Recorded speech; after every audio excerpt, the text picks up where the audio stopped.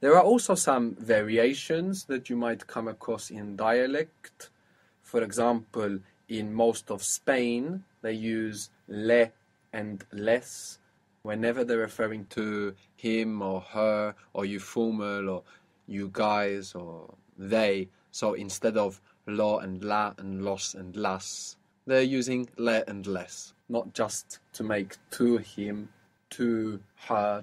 They will use it always when they're referring to people and not things. So in most of Spain, le veo means I see him, her, or you formal, and lo veo means I see it. But in the great majority of the Spanish-speaking world, this isn't the case. In most of Spain, you have vosotros, which is the you plural informal, which is only used in Spain or most of Spain, but again, nowhere in Latin America. So that might be something you want to listen out for if you will practice this dialect of Spanish. Many accents have an aspirated S in Spanish, so you might hear está instead of está, ¿cómo está instead of ¿cómo está?, espero instead of espero. Around the Rio de la Plata, for example, around Montevideo and Buenos Aires, and in 30% of the Spanish-speaking world used exclusively or mixed with tú, you also have vos, another word for tú. And the verb conjugations might change slightly. So instead of puedes, you might hear podés. And because the accent's coming on the end, that O isn't splitting. Podés. Instead of quieres, querés. So you might come across small differences in different dialects of Spanish, but they are minor, and you now have all of the know-how and experience to identify and understand them. And if you want, adopt them. You can adopt these differences. It's advisable to speak like the people you are practicing with, because the more you speak like the Spanish that you are hearing, the more you understand.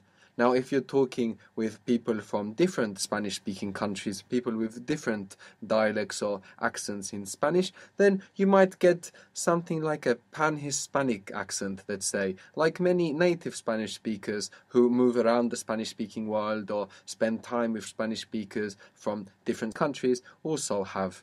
You might even find yourself switching between different accents when you're talking with people from different places. Again, a phenomenon that we also find occurring amongst native speakers. Ahora hablamos español. Ahora somos hispanohablantes. Now we speak Spanish. Now we are Spanish speakers. Somos hispanohablantes. Y solo tenemos que practicar, hablar y analizar para perfeccionar nuestro español. My advice now for the end of the course is to spend some time practicing, to get out and practice and expose yourself to Spanish as much as possible.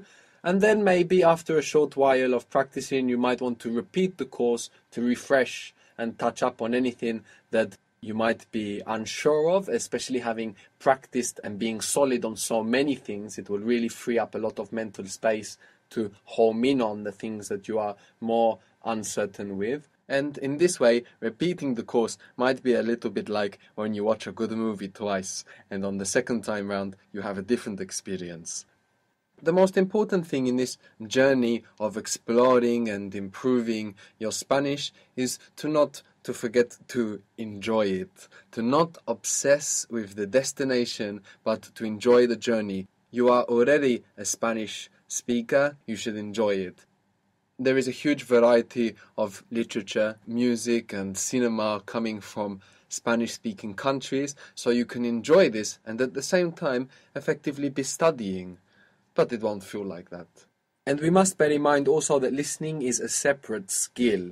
You will hear many things that you could think your way through and say, and maybe not understand them. So when you first begin listening, don't be overwhelmed by the fact that you don't understand at the beginning as much as you can speak. All you have to do is insist on analyzing the language that you're exposed to, breaking it up and seeing what you can learn from that. And although at the beginning it will seem very fast, once you get in the habit of this analysis and this breaking up of the language in the same way that we were doing when we were building up to create our sentences, in reverse, deconstructing what you hear. The more you do this, the more Spanish will slow down. It would slow right down and you will hear a lot more. So, like I said, don't be overwhelmed by not understanding a lot at the beginning. Insist, enjoy music, watch movies with subtitles, try to match between the subtitles in English and